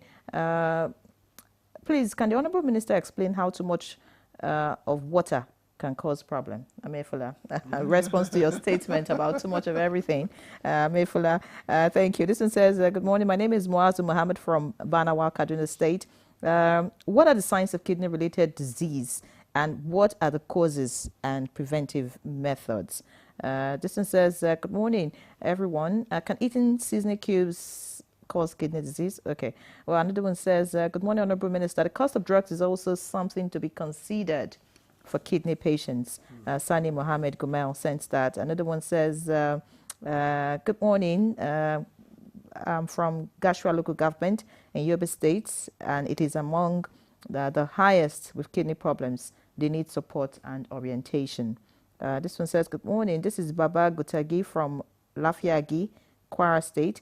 Please, can the intervention be extended to Ilorin, because kidney failure is like a pandemic in Kwara State? All right, I would like the Honorable Minister to take a breather. Doctor, respond to some of the questions about causes, drugs, and all of that could lead to kidney complications. I think we have dealt with the major causes of chronic kidney disease. We say number one is equally to infection. We call the chronic glomerulonephritis. Then we have hypertension, we have diabetes. Then we have obstruction of the urinary tract, either by prostate enlargement or by cancer. Then we have, I said, infections. These infections are hepatitis B, hepatitis C, and HIV, and also even malaria can associated with kidney disease. Then we said that genetic factors that were mentioned that's more prevalent in the southeast and the southwest. I said the northern counterpart, the study has not been done, so we don't know the burden of that abnormal gene. But there are a form of kidney disease that's more prevalent and around River Jama'a, the Hadejia Basin. We call it chronic kidney disease of undetermined origin, of no origin. Perhaps soil contamination, perhaps chemical use as weedicides, and also in treating the soil, whatever. There are so many factors. Dehydration is another important cause of kidney disease. And I made the mention of herbal medications that are not censored, that are not patented. But when Mr. said if they are patented, yes, if they are patented means they are refined, or the impurities have been removed. But our own is concoction that people sell, they make it at homes, and they carry it on their head and be selling, and people will be patronizing them. All right. So that's the issue. All right. Let's go to Professor Olasi as we begin to round up the conversation. Professor Olasi, you are big on prevention. Speak to us about how often you think an average Nigerian should go for kidney screening. How often should that be done? And then speak about, I know earlier you talked about symptoms not presenting until the late stages of kidney disease, but are there no signs whatsoever, to make someone want to check if their kidneys are still in order? Thank you very much for those questions. Yes, I am big on prevention. So for screening, we should actually start from childhood. When your child is born, a lot is done in the hospital. Like in some hospitals, they will check the genotype, check different things. At every level of schooling, when your child is going into nursery school, you should go through medical examination, which would include looking at the urine, looking blood tests, checking blood sugar, looking into the eyes. The same thing, you do it at the level, primary school level, at the secondary school level, and when the person is getting into university. And then when the person leaves university, at every work you take, they ask you to run medical exam before they take you. The importance of this thing is that things are picked. I've once picked a young man who changed from a school in Port Harcourt to one in Enugu. The parents came to me to sign, because usually when parents come, they give you the paper and ask you to sign, right? So I said, no, I don't do that. You must go through the tests. And I listed out the test, and they did it. The child had diabetes. Yes, the child had diabetes. That was when it was discovered. So it is important for parents who often think that signing off the paper is good for their children. You're letting the disease that can be picked early and handled early go without being picked, and your child will suffer for it. Okay, when you get to adulthood, from 20-something to when you get to elderly age group, you can do every 3 years, 2 to 3 years, you check your do the medical exam and medical test to check yourself. And then when you get to the elderly age group, you need to do it yearly. Remember, I'm talking about people who don't have diseases like hypertension, diabetes, sickle cell, or any other disease that is affecting you, that you need to see your doctor. Those will, the doctors will determine how often you run those tests, depending on how the particular disease is dealing with you. So if we stick to that, we'll be doing ourselves a lot of good. And then again, I've mentioned drinking water. Water your kidneys. The kidneys love water. They want to wash off what is there. Water your kidneys. Always take water. Water is good, but excess of water is not good, like the young lady that was asking. If you take too much water, you overhydrate yourself, you may even become unconscious, because the level of sodium you have in your brain is lower than what it should be, and you will go through various stages of encephalopathy. So too much of everything is bad. We know that already. The second question are the symptoms and signs. I usually stay back from talking about symptoms and signs, but since you want it, we can give you some of the symptoms and signs. In children, you can see your child wake up in the morning with the eyes swollen. Often parents will say, oh, the child ate carbohydrates in the night, rice in the night, and each time when he eats rice, that's what happens. There's nothing like that. Take your child to the hospital to check. The other thing is, your child may be passing blood in urine, but unfortunately, many of us pass urine outside, which shouldn't be. If you pass your urine in a WC, you see the color of the urine. If it's smoky, that is, if it's dark brown, or there's a change, your urine should actually be very light yellow. If your urine is very light yellow, you're well hydrated. If it's dark yellow, you're not well hydrated. So you should hydrate yourself very well to make your urine light yellow. So other things are leg swelling. By the time you start getting more, the kidney disease is worse, you begin to have breathlessness, because what is happening is that the kidney is not removing what it should remove. It's not removing the water that should pass very well in urine. It's now accumulating in your body, in your legs, on your face, in your lungs, and will give you breathlessness. You begin to be weak, because the kidney is also involved in making blood, a hemoglobin that helps us carry oxygen. So you begin to feel very weak, easy fatigability. You can't do what you used to do before. You find out that you're always sitting and maybe sleepy and all that. At that point, the kidneys are really like maybe 20% left or 10% left. That's why I don't really like talking about symptoms. I like...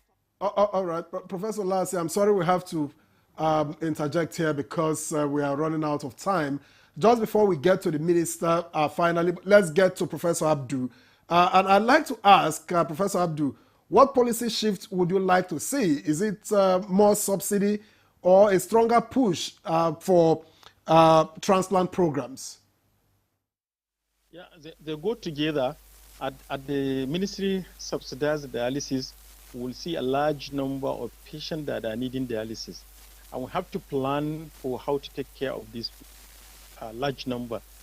And the best way is to develop the transplant program, so that people will begin to graduate from the dialysis to the transplant program.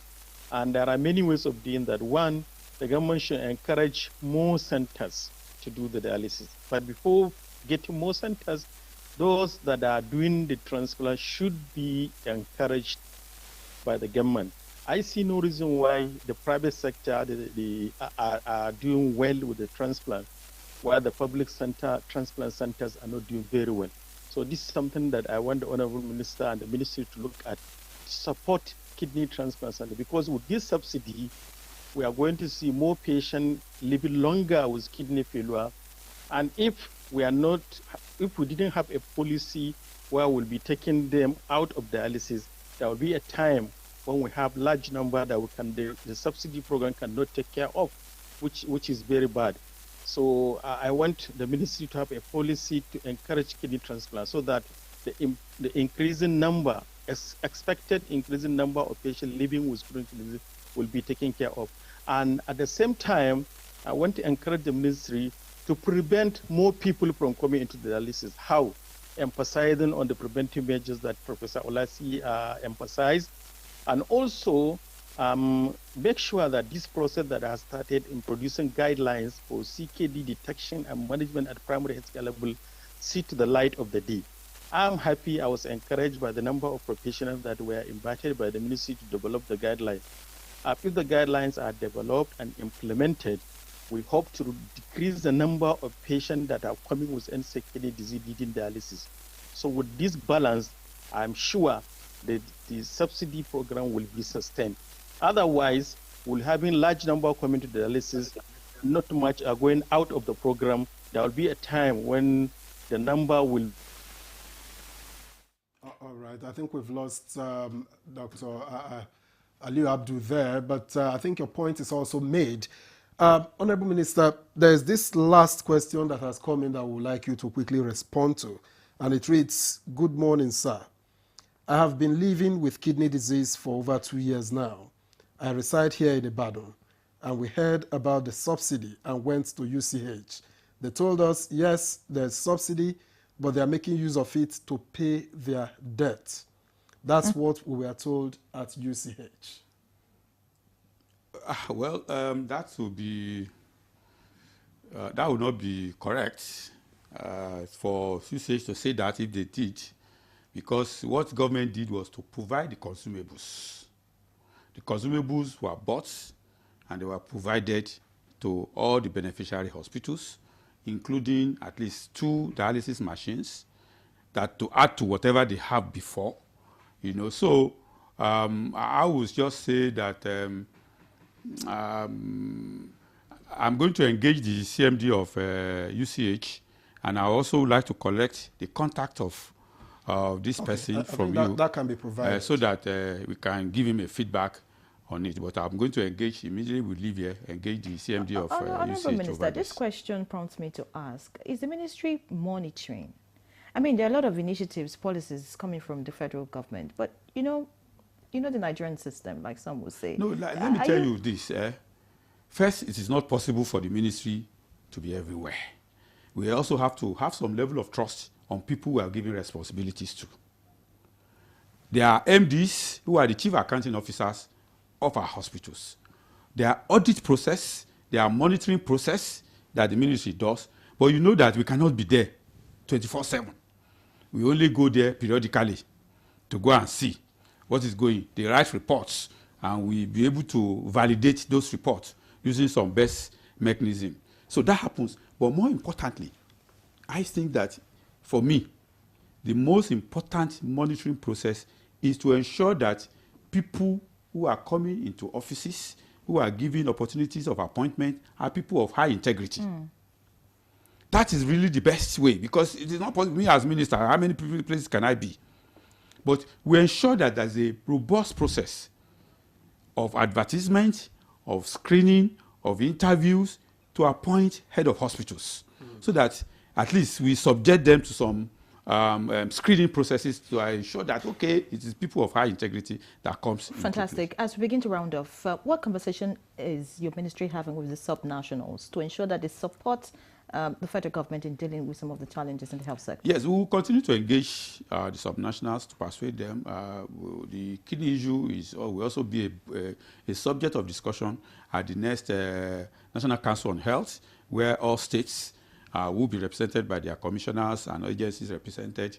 But like I said, we can only persuade them, we can only employ them to be part of it. We really cannot dictate for the subnationals. What will be your final words to Nigerians watching you as regards the health sector in general in the country? Well, to say that clearly, the health sector in Nigeria is heading for renewal in tandem with the Renew Hope agenda of President Bola Ahmed Tinubu. We have decided that we want to reverse direction of medical tourism. We want more Nigerians to receive health care here, and we want people even to come from outside Nigeria to receive health care in Nigeria. And I can tell you it's already happening. But maybe it's not happening at the scale that you can notice, but it's already happening, and over time you begin to see. And that is why we are paying a lot of attention to tertiary healthcare services. We are expanding infrastructure. For example, you know that recently we opened up 3 comprehensive cancer centers in 3 different locations in Nigeria. 3 others are coming on board. That's making it 6. The whole intention is that because we know that the highest things that take Nigerians out is for kidney issues, for cancer issues, for cardiological issues. And we want to address those 3 things in Nigeria. Many thanks, Honorable Minister, for joining us for this conversation. Dr. Isiaq Adekunle Salako, Honorable Minister of State, Health and Social Welfare. It was indeed a pleasure to have you. Many thanks for sharing your insights with us. Many thanks for your time, and we hope to have you some other time. Very soon. Thank you so much for joining us, of course. And Dr. Salihu Ibrahim Kwaifa, Chief Consultant Physician, Nephrologist, Head of Dialysis Unit at Wuse District Hospital, and Secretary General of the Nigerian Association of Nephrology, Assistant Secretary, Long List Transplant Association of Nigeria. Thank you so much, Doctor, and we hope you continue to do the good work that you're doing. Thank you. All right. Professor Aliyu Abdul, Consultant Nephrologist at Aminu Kano Teaching Hospital, Kano, Professor of Medicine at Bayero University, Kano, and Vice President, Transplant Association of Nigeria. Thank you so much for joining us. Ifoma Olasi, Professor of Medicine, Professor Ifoma Olasi, Consultant Physician and Nephrologist at College of Medicine, University of Nigeria, University of Nigeria Teaching Hospital, also a Chair, International Society of Nephrology, Advocacy Working Group, Member, Lancet Commission on Transplant, Member, Executive Committee, so many associations, long list because of time. Thank you so much, Prof, for joining us. We appreciate you, and of course, continue to push the conversation and change the narrative in the country. So that's Good Morning Nigeria this Friday. Thank you for watching. I'm Ian Region. Live a lot. And I'm Victor Azu. Have a great weekend.